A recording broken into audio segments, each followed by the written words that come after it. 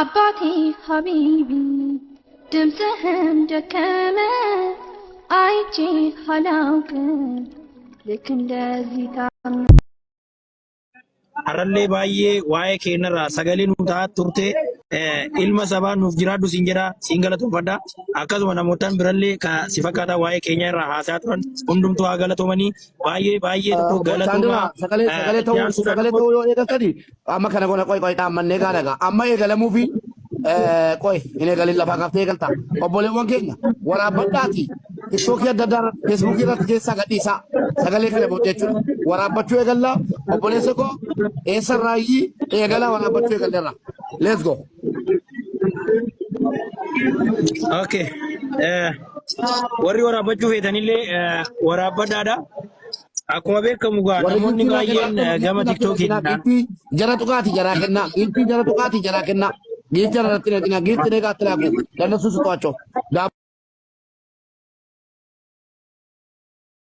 ይዙበት ወገኖቻችን ናቸው። አማራ አለበት፣ ትግሬ አለበት፣ ኢትዮጵያ አለበት፣ ጉራጌ አለበት፣ ኦሮሞ አለበት። የኢትዮጵያ ብሔር ብሔረሰቦች ናቸው። ያገኙትን ጊፍት ማውጣት ከቻሉ ጊፍታችንን ለወንድሞቻችን ቀጥል የገል Iftar እየተሰጠ ሽክራን አየ ያንሶ ነጃሽ አየ dura buutuudhaan assalamu alaykum warahmatullahi ta'ala wabarakatuh ummata keenya qaalii fi gaariidhaan akkam jirtan nagaa keessanii fayyaadhaan jedha. Itti aansuudhaan akkuma beekamu fuula kiyya kanaa fi akkasuma najaashii tiktara keessan namni hin beekne jirtanii gama miidiyaatiin ni beektan jedhee yaada. Waa'ee bakka jirru kanarraa yeroo baay'ee amata tokko guutuu as keessaa booyaa baane jechuudha. As keessaa amata tokko guutuu booyaa baane namni nu dhaga'u dhabamullee nuti garuu boo'icha kenna ittuma kufnaa ilma namaatii lubbuun nu keessa jira.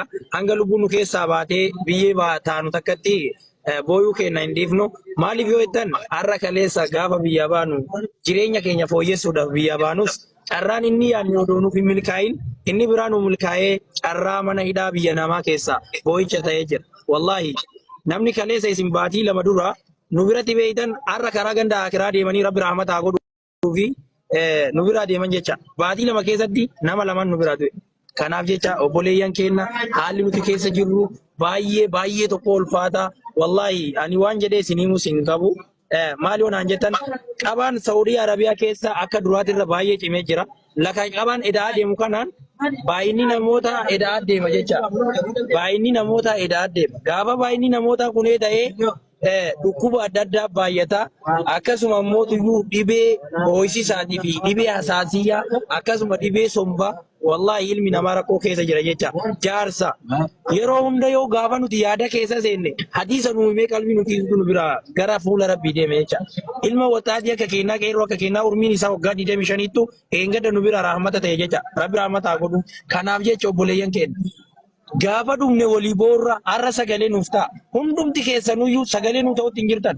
Mootummaa jechaan Abiy Ahmed qofa odoo hin taane mootummaa jechaan uummata kana. Kanaafii uummata keenya nuti nu sina.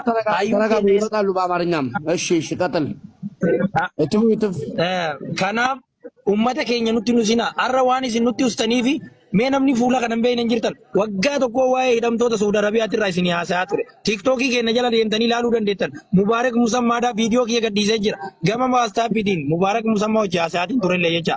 Viidiyoolee irratti ergee gama FB isaatillee gadhiisee ture. Har'a guyyaa sanirraa eegalee hanga ammaan tanaa yoo yaadattan baatii 11 fitee baatii 12ffaa waggaa takkaaf deema jecha. Kanaaf jecha ummata keenya yakka tokko malee maaliif hidhamna? Biyya namaa qaxxaamuree dhufuun har'a nuun hin baane. Garuu wanti nurratti eegalame maal inni beektanii? Rakkoo fi boo'icha malee nu durallee baqattummaan ni jira, nu boodallee numa jira. Kanaaf iyyuu maaliif as keessa dagatamne? Nuti biyya hin qabnu, nuti mootummaa hin qabnu, badiin keenya maali? Murtiin akka malee maaliif har'a as geenyu? Har'a abbaan keenya nu biratti haala harkameetiniin biyyee ta'aa jira. Obboleessi keenya nu biratti dhukkubsateetiniin du'eetiniin du'a awwaalcha hin qabne du'aa jira. Barduuti tunillee biyya ofiitti ni bareeddi. Garuu biyya namaa kana keessatti mana hidhaa kana keessatti haati teennaarra ilmi kee Suudii jiratti nu beeti. Garuu yoo nuti duuniyaa isin biyyee taanellee namni ilmi kee du'e jedhee du'aa hin irraa godhu tokkollee hin jiru. Carraa akkanaatirra jira jecha. Maaliif sagalee nu taane? Maaliif nutti dhustan? Hayyuun keenya, shayinni keenya, qeesiin eessa dhaqe? Kaleessa beeta kiristaanas ijaarus ta'e masjiida guyyaa takka waxaatiin qeerroon Saudi Arabiyaa keessatti argamu of duuba jedhee hin beeku. Inni kaleessa gaafa biite na rakkatte gaala firee eegatiniin waan hin qabuun isin cinaa jira jedheetini waan qaburraa kennaa ture namarra Suudi Arabiyaa keessaa sagalee naa ta'a jedhaa jiru kan. Garuu har'a akka nama hin agarreetti ummanni hundinuu nutti usee jira. Hayyuurraa warra feemasootatirraa hunduu nutti usee jira. Imbaasiin Saudi Arabiyaa keessatti hin argatu. Imbaasiin Saudi Arabiyaa keessa jiru kuni ummata Itoophiyaa bakka bu'ee yookaan ummata Itoophiyaa wakkaleetiin bakka kana jira. Imbaasiin kun rakkoo nu furuu odoo hin taane aartistii adda addaa wal affeeruudhaan koonsartii godhataniitiin nuyi asii beela'aa jiru, nuyi asii rakkoodhaan cinqameetiin iyyaa jiru. Isaan ammoo aartistii adda addaa wal affeeranii maqaa keenyan kursii qabatanii asii aartistii wal affeeraa akka fedhan ta'aa jiran jecha biiraa garaa guuttatanii. Nuti garuu as keessa halkaniif guyyaa iyyaa jira. Beelaan cinqamne, dheebuudhaan cinqamne, namni bishaan maaliif dhugaa jira? Bishaan shintimeetii dhugeetiniin shartatteedhaan shintimeetii keessa sa'aat akka sa'a lama dhaabbachaa jira jecha. Dhukkuba cittoodhaan of hoogaa jira. Huccuu takka waggaa takka uffachaa jirraa bara. Huccuu takka waggaa tokko uffachuu jira jecha. Namni akkamitti huccuu tokko waggaa takka taa'aa? Obboleeyyan keenya yaaddanii jirtanii nutiin dhiiraarra dhiirummaa dhabnee bu'aa jira. Garuu osoo warri dubartiidhaa mana hidhaa keessa jiran carraa miidiyaadhaa argatanii as ba'anii isaanoo akkamitti dubbatan nuti dhiirummaa keenyan odoo hin qaanfatin sooshaal miidiyaa irratti as baanee imimmaan haqachaa jira. Nutiin dhiira wanti caaleen jiru. Dhiirummaa teenya dhabneetiin sooshaal miidiyaa irratti as baanee har'a akkatti bo'oo jirru kun osoo carraa kana dubartiin argattee as baate maal isinitti fakkaata? Yaaddanii har'a dubartii waa meeqa porososii meeqa isii barbaachisa? Dibata isii barbaachisa? Saamunaa isii barbaachisa? Kun hundi irraa hafee dhukkaa'anii maatii isaanii feestaalaan hidhachaatiin jiraachaa jiran jecha. Maaliif akkas garaa walitti jabaan? Zamana akkam keessa jirra? Rakkoon keenya maali? Barnuti siyaasarraa bilisa. Siyaadhaa bakka kanatti hin dhabne. Yakki keenna jireenya fooyyessanii jennee baanee biyya kana keessatti akkanatti hidhatamaa jira jecha. Mee TikTok illee naqabaa jira, tabtab godha. TikTok illee naqabu jira, tabtab share godha, namni illee gadi bu'aa jira. Kanaaf jecha rakkoon keenya uummata keenya baay'ee itti kufee jira. Kanaaf iyyuu sagalee nu ta'a. በአማርኛ መቀጥላለሁ። ሰገሌ ሄደጎ ጅርተ በአማርኛ እያሉ ነው። እስኪ በአማርኛም ደግሞ ቀጥሉልን። የኢትዮጵያ ብሔር ብሔረሰቦች እነዚህ የምታዩቸው ሳውዲ አረቢያ እየተሰቃዩ ወንድሞቻችን ሚለስ ያዳይችቲ ወጋሜ ጋምባዛ ሚለስ ይት ኩፌ ለፈቢተኔ ጃረና አይዴ በረ ለፍቲ ኩሞ ብሪ ኩሞ ኩደኒ ጅዴ ገልቴ ወጋለ መንጅራ ደሱ ዳይቶ ጅል Galtee ati Suudaanitti waggaa lama wajjin jiraattee Dubaay ergattee duraan. Dubaay erguufam piroosisii fixee waa hunda paaspoortii rukutamee ala ka'u. Isin Dubaay kan biraatti as deemu. Dubbicha dhagaattaa. Dhagaara Kaalidii irraa faara malee hafuura baafatar. Wallahi dhaggeeffataara. Haata kennan gootanii callise wallahi beeka. Ishiin illee siin jedhe gaalaa. Birri waan inni itti qabu gufadhee fixee alan jedhee jedhu Suudaaniidhuma kakatteena biraa galte sana si biran dhufa malee itti alan. Paaspoortiin baay'isiisee biizaa rukuchiise gaafa duraa miilaan lafa qurqur jedhaa deemte.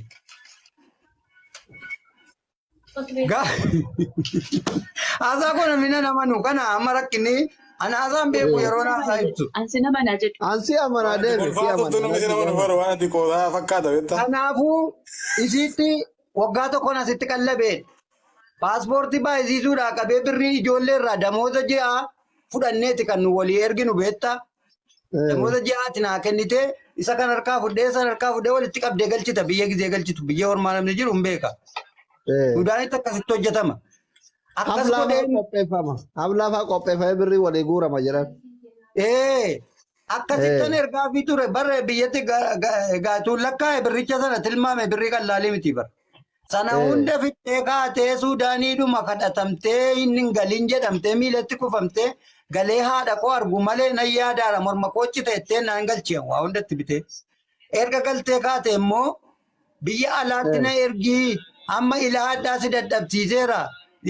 Si mufachiiseera. Si qofatu hojjetaa ture. Dhaqeetan jiruu kee fooyyessanaan jettee amma piroosesiina jalqabsiifte biyya galteeti bara. Arrabni jalaa dammaa bara. Ana Hadiza mufannoo san duraan isii dharaa qabu irraanfadhee amma birrii liqeeffadhee jalqabe. Aye.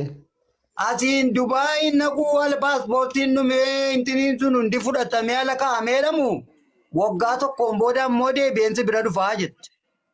Maaliif si bira dhufee Suudaanii dhufee si bira taa'ee achiin takka si bira sis na yaadaa jira takka si bira taa'ee tan paaspoortii rukuchiifadhee Dubaayiin deemaa naan jette na biraan dabarfatanii deemuu. Jennaani ani hordaasati jalqaba natti galchitee galtee iyyuu ammallee of keessaa buqqiseen finne isan of keessaa funaanaara. Hin dhuftuun jedheen kana hunda si dhaggeeffadheera ishiisii jedheera. Alan ammoo ati na dhaggeeffadhuun jedheen. Jedheen achumaan deemiin jedhe. Waa tokkoon kaa'e yooti deebitee dhuftee jette matammaa ennaati keessan si tallaqaa. Kun arraba kooti. Jennaan dhufte obboleessa aslii qona dhagaattu miti. Dhufte. Diddee jechuudha ammas itti mee sin tallaqaa kaa'eraan. Jennaan ji'aan booda dhuftee natti himne dabarfattee obboleessa bira deemte obboleessa qabdeechi. Paaspoortii sana rukuchiifattee jechuudha. Eenyu baay'isiise farankaa kooti. Muunnoo koo dafqa koo kanaan. Ammas yoona dhagaa jiraatte yoona kana jala jiraatte dafqi koo siin niisu eessattuyyuu. Asumaani jechi koo tokkittiidha sin tallaqaa sana himeeraan. Gaafa ji'aan booda haatisii harmeen isii muskooliinatti godhan. Hin dhufinii dhuftee matammaa keenyaan sin tallaqaan jedheenan. Matammaa gisee ga'e egaa namni namuma Suudaanii qabutti bilbilata miti dhufeeraa na simadhu jedhee. Achumaan na bira natti bilbiluu dhiiftee obboleessatti bilbilatte irratti. Obboleessis kunoo amma na wajjin jiras. Jennaa asumaan haati biyyaa natti bilbilan. Obboleessatti hin bilbil. Si bira geesseetti jedhanii. Eenyu boon jedheen. Asitti lafa kun. Jennaa asumaanii kunoo na biraa baateetti. Isa bira naqaettee baateettoo jedheen. Naan bilbilee dhagaye. Jennaani cal jedheen dhaggeeffadde anis.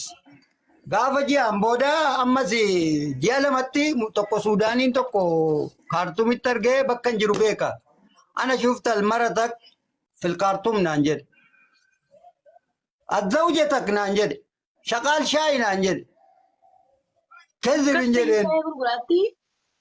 Suudaanii dhufee natti maalaa barra. Warri kee shaayii nagadaatti Suudaaniitti kaartumittan argee naan jedhe. Achumaan gurbaa tokkotti ergee hin bilbille obboleessattis maaliif jedhanitti hin bilbille waan ta'eef. Garuu akka seeraatti ituu annamummaa yaadne nama biyya tokko galee wajjin jiraatu malee dhageen qabsiisa hunda jaraayyuu. Sana booda achitti warri guyyaa tokko baatee maatii birayyuu buluu hin dandeessu warri kee shattiin addii kana jabaata. Warra agasiimaa irraa qabdaa, nikaa irraa qabdaa, biyyi beeka warra kee ta'utti. Obboleessi guyyaa tokko bira bulchuu hin danda'u seeratti. Asumaan gurbattii hiriyaa koon ergetti. Naannoo nu